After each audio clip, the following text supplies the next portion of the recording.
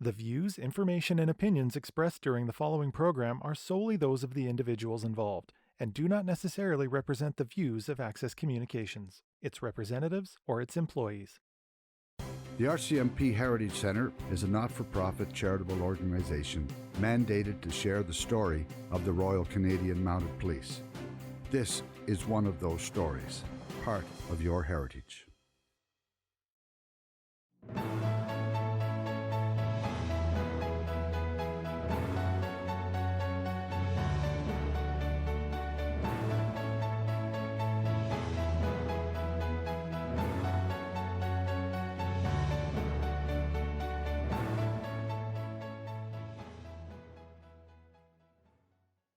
I grew up in two small towns in the Swan River Valley in Manitoba. Durban, the first town, and I went to school to grade 9 there and then moved to Bozeman, finished off there.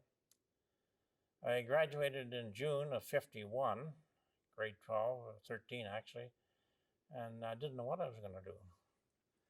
So I was working for a local service station, pumping gas for something to do. And one day in September, a hot summer day in September, the boss was away at lunch and I was sitting by the gas pumps, and this car drove by, a police car drove by, and two policemen in there with sleeves rolled up, the windows open, and smoking a pipe and pulling a trailer behind them with a boat. And I thought, geez, I think I could do that. So the next day, Sunday, me and another friend, Johnny Stevens, went to Swan River and went to the RCMP office in the old post office building, and Constable Logan was there, Bill Logan, and Constable Furlonger. So they showed us around the office and the barracks where they lived, and a couple of forms to fill out, and we filled them out. And years later, Bill Logan was here in Regina, a good friend of mine, and Laurie Furlonger retired to Schreiber, Ontario, and I keep in touch with him a bit too as I go by there occasionally. Anyway, within 3 months, December 17th, I received a letter from the force saying, "You've been accepted." I report to Winnipeg. I don't want to say that there's not much doing between Christmas and New Year's, so I hopped on the bus in Swan River and went to Winnipeg, and on January 2nd, spent the night in the St. Regis Hotel, $2 a night. Next day, I got up and went on a streetcar west on Portage Avenue, 10-cent streetcar fare, and 1091 Portage Avenue. Went in there, and there was 3 of us actually by that time. I don't remember the names of the people. One was Dick Solon, but anyway, 3 of us recruits. And I was signed on January 9th. Inspector Woods Johnson signed me on. Regimental number 17463, 3rd class constable. 3 of us were given the ticket to go to Ottawa, Rockcliffe, Ontario for first part training. And that was a 3-day ride on the train, very adventurous for a young 18-year-old kid from Swan River. And we got to Ottawa, or Rockcliffe, and in those days, the training was a 32-man squad, not troops like they are today, but squad. So we had to wait around until there was 32 men to form a troop. So we did a lot of fatigues for about 3 weeks, and then there was a troop, and we formed a troop and started training. And I remember Constable Bill McCrae was our first drill instructor. It was our drill instructor, and we were his first troop as a drill instructor. He was learning how to do that. Of course, Bill ended up sergeant major in depot, and later got commissioned and ended up a superintendent, retired at Regina Beach. I don't recall too much about training in N Division. There was no horses there, and it was wintertime, so there was no swimming, but there was drill.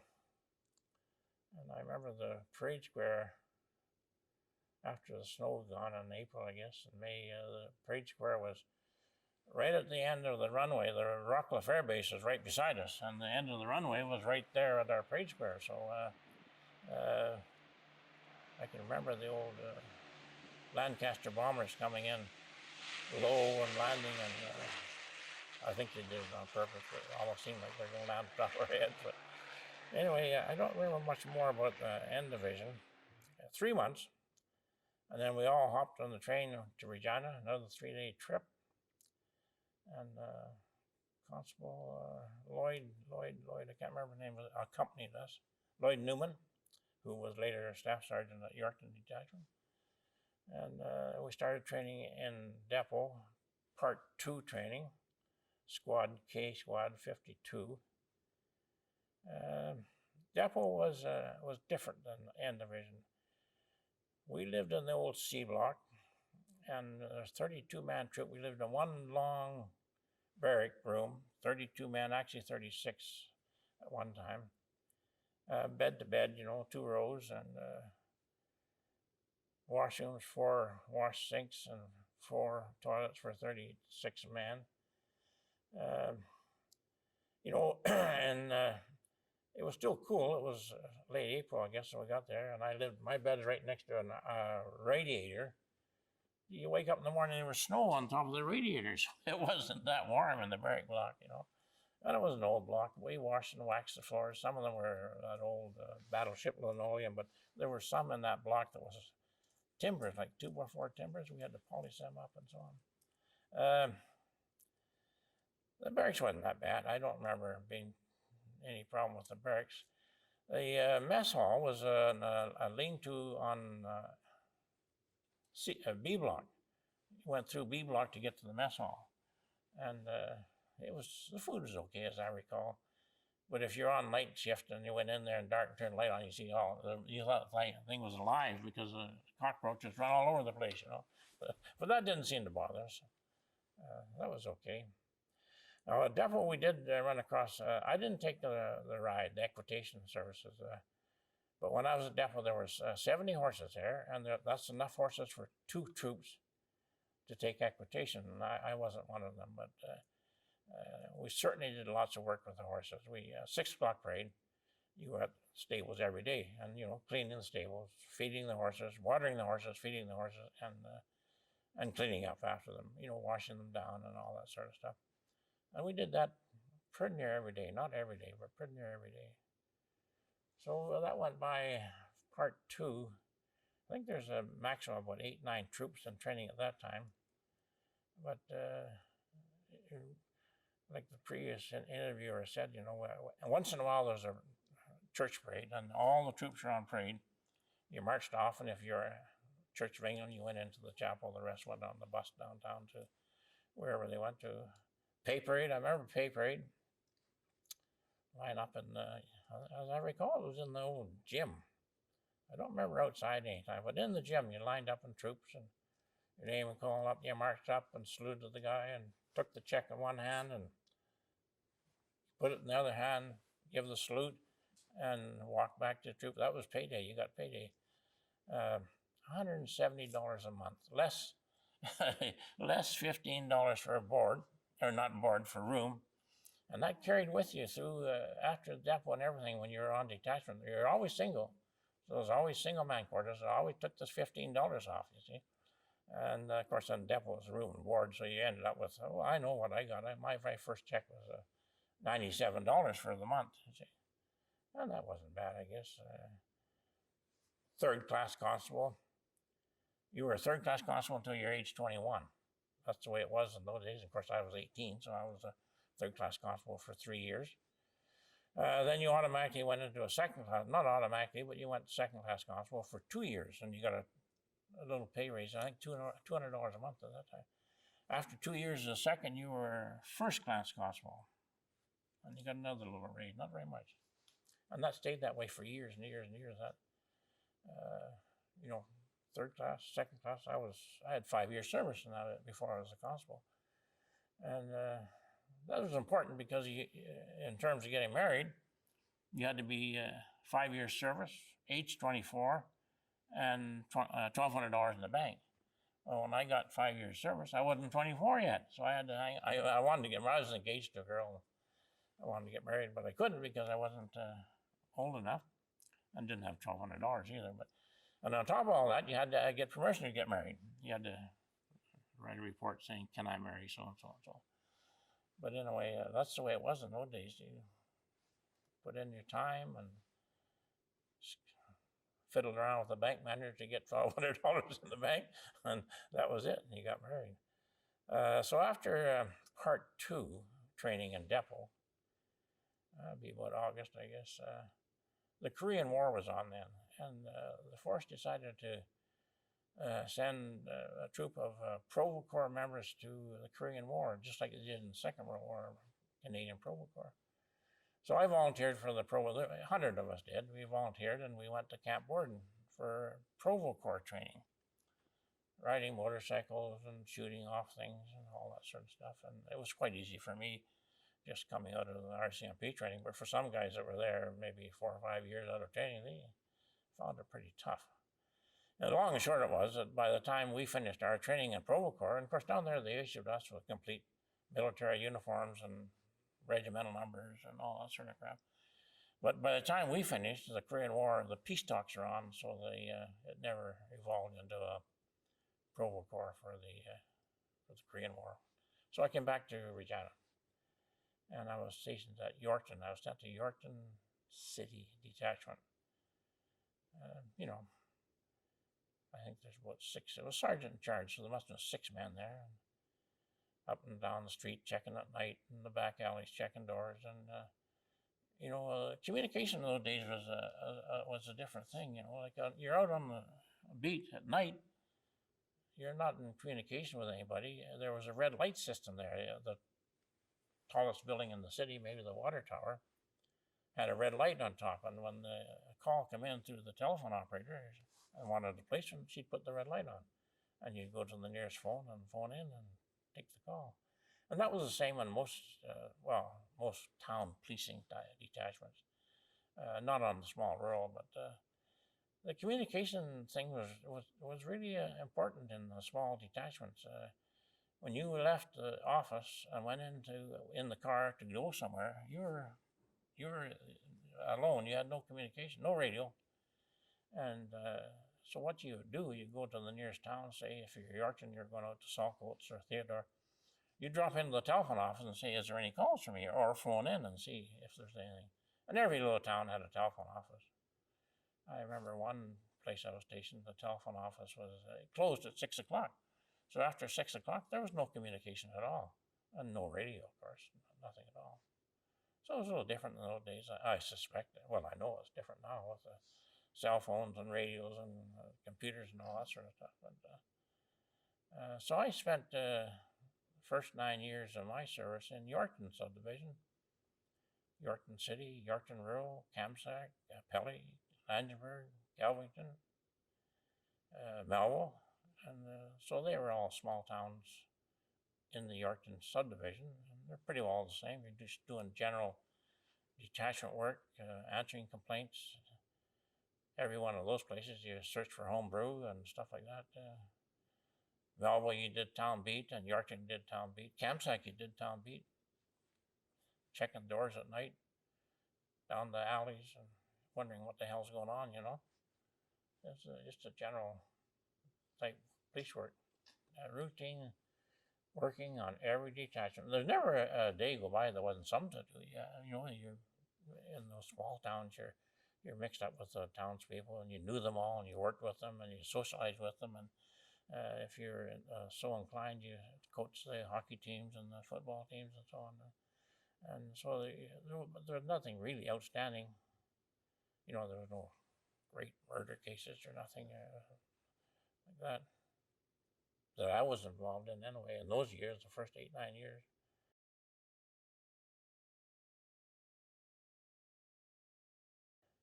Then, what was it, year 60, 61, 62? I transferred to Winnipeg, went to university for a year, and then transferred back to Prince Albert subdivision, where I was on plainclothes operations. So that on plainclothes, there were 2 of us. We went to all the break-ins around the subdivision and safe blowings, and you got to know, down the line from Prince Albert to Melfort, you might get a series of 8 or 9 break-ins in one night. And we knew who it was because they were always the same guys. We called them cigarette bandits. because they always stole cigarettes. And the safe blowing, same way. You went to a safe blowing, and right away you could tell who did it because of the method that he used and so on. And usually it was, well, I won't mention the name, but they used nitroglycerin, and they homemade nitro, and they'd go to a safe and plug up the front door with flour and paste, and then pour the nitro in the top of the little thing and set it off with a cap. Blow the door and everything. Usually everything inside was blown up too, so they didn't get very much, but it was always the same. And different guys had different methods, so you knew who it was, but pretty hard to prove. So that was, and then the PA, plainclothes. Part of the job was handling anything that happened in the penitentiary, Saskatchewan Penitentiary. For about 3 years there, I was out to the penitentiary pretty near every day. Prisoners in the penitentiary, if they wanted to dispose of other charges against them from wherever they were, they could bring the charges in, and we'd hold court right in the penitentiary in the warden's office, and the magistrate would come out. We'd have a whole series of charges against these guys. Of course, they're all pled guilty, and they got concurrent terms and so on. But we handled everything else that happened. There's a lot of things happening, criminal things happening in the penitentiary. You know, assaults and aggravated assaults and stabbings, and we even had one murder that happened in the penitentiary in I forget what it was, 63 or 2. Anyway, a young lad was stabbed in a cell and killed. And of course, right away we knew we had the culprits locked up. I went back to the subdivision to Staff Sergeant Dixon. I said, "Yeah, we've got them locked up, Staff." "Oh, good," he says. "Yeah, well, we had them all locked up because there's 800 prisoners, and they're all locked up after this." Anyway, we worked on that for a couple of years and solved it. And one funny aspect of that murder was it happened in a cell, and the cells are long, long row and several tiers down. One of the witnesses, one of the young prisoners in there, saw these guys, 2 guys that did it. They murdered this guy, stabbed him, and then they jumped over the railings and flopped into the tier below, you know, which was pretty dangerous, but they did. But he saw them, and he was our prime witness, and he was deaf. And you know, what we in those days used to call him deaf and dumb, but that's probably not the right terminology now. But he was deaf, so here's your prime witness that can't talk.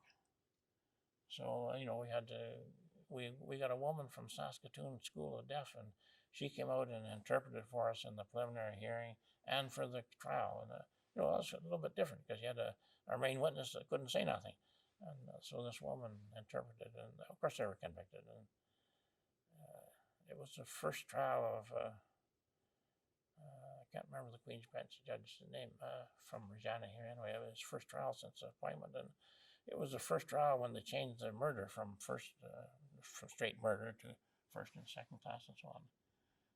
Anyway, they were convicted of first degree murder and sentenced to life in the Saskatchewan Penitentiary, and I don't think they served that time. They served about 14 years, and that was it. They're out again. After that, I went back to the attachment work, and then transferred into Regina to a sort of an office job in the F Division training, held courses, in-service training courses, and other training courses such as breathalyzer training, radar training, junior constable courses, senior constable courses, VIP courses, all sorts of training. Anything in training we organized and set it up. 50, 60, 70, 72, I was transferred to Regina Subdivision as a subdivision NCO. And I liked that pretty good. I was staff sergeant by this time. Then they made the training branch a staff sergeant job, so they said, "Well, we want you to move back to the training branch." I said, "Well, I don't want to do that."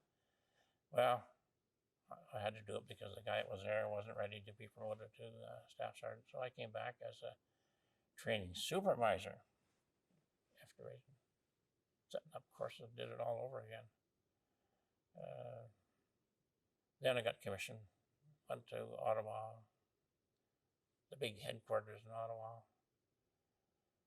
Had about 4 or 5 different jobs there. Native Policing Branch, Internal Communications, Staff Relations Branch, and so on. And finally returned to Regina in 1985, 84, and was the officer in charge of federal operations.